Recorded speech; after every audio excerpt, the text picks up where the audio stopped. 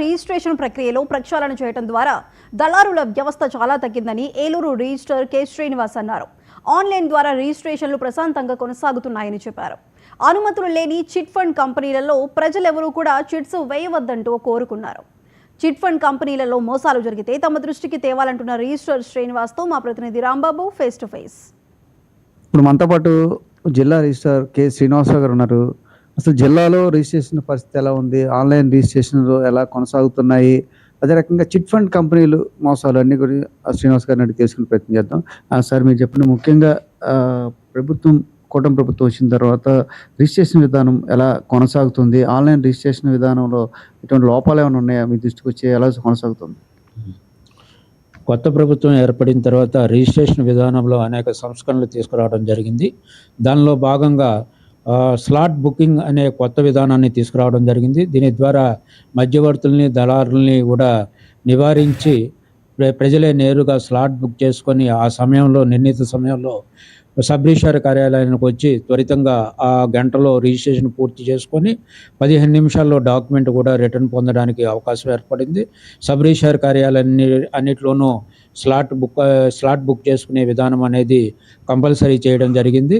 దీని ద్వారా ప్రజలందరూ కూడా త్వరితంగా రిజిస్ట్రేషన్ చేసుకోగలుగుతున్నారు. అందరూ చదువుకోని వాళ్ళకే ఈ స్లాట్ బుకింగ్ వ్యవస్థ, ఈ విధానంలో చాలా వరకు అవగాహన లేదు. అటువంటి అవగాహన కల్పిస్తున్నారు. అది ఎలా కొనసాగుతుంది? స్లాట్ బుకింగ్ విధానం మీద విస్తృతంగా అవగాహన ప్రచారం చేశాము.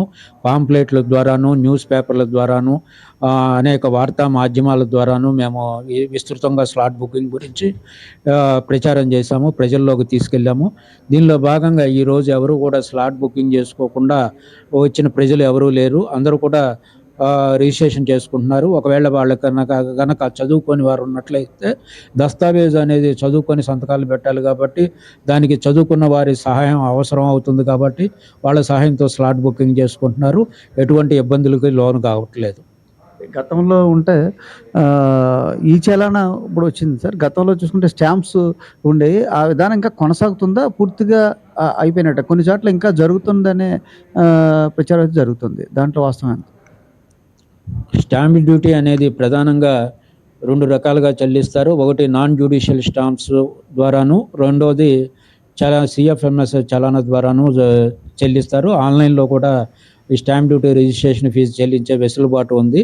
అయితే ప్రస్తుతం నాన్ జ్యుడిషియల్ స్టాంప్ పేపర్స్ని కేవలం 100 రూపాయల వరకే పరిమితం చేసినందువల్ల దస్తావేజు మీద 100 రూపాయలకు మించకుండా స్టాంప్ డ్యూటీ పెట్టుకునే అవకాశం ఉంది. మిగతా స్టాంప్ డ్యూటీ అంతా కూడా, రిజిస్ట్రేషన్ ఫీజు అంతా కూడా CFMS చలానా విధానం ద్వారా చెల్లించాలి.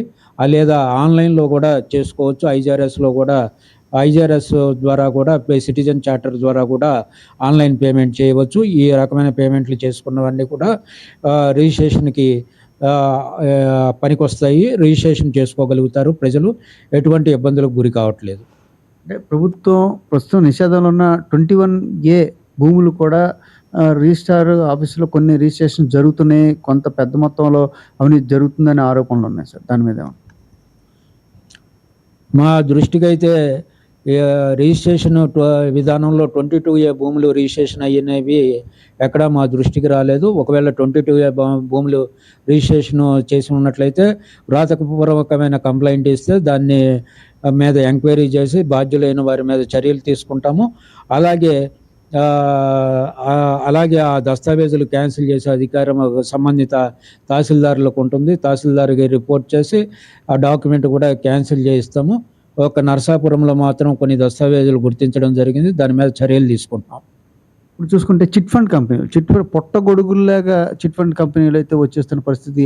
అసలు ఎన్ని రిజిస్ట్రేషన్ అవుతాయి, ఎన్ని రిజిస్ట్రేషన్ కావటం లేదు. అనేక మంది కొన్ని లక్షల రూపాయలు పెళ్ళిళ్ళ కోసమనో, లేకపోతే ఇల్లు కట్టుకోవడం కోసమనో ఏదో ఒక అవసరం నిమిత్తం దాచుకున్న చిట్టేస్తారు. ఆ చిట్టు సక్రమంగా అయితే చెందకపోవడంతో ప్రజలు అనేక అవసరపడుతున్నారు. దాని మీద ఎంతవరకు మీ నిఘా ఉంటుంది?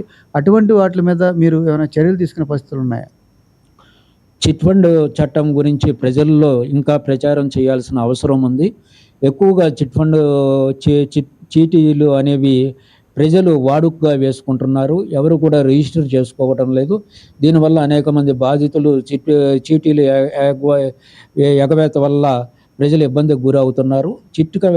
చిట్టు కనుక రిజిస్టర్ అయినట్లయితే సంబంధిత chit fund company registered company అయితే దాన్ని న్యాయస్థానం ద్వారా కానీ చిట్ ఫండ్ ఆర్బిట్రేషన్ ద్వారా జిల్లా రిజిస్టర్ ద్వారా అప్పీల్ చేసుకోవడం ద్వారా కానీ దానికి పరిష్కారం పొందవచ్చు.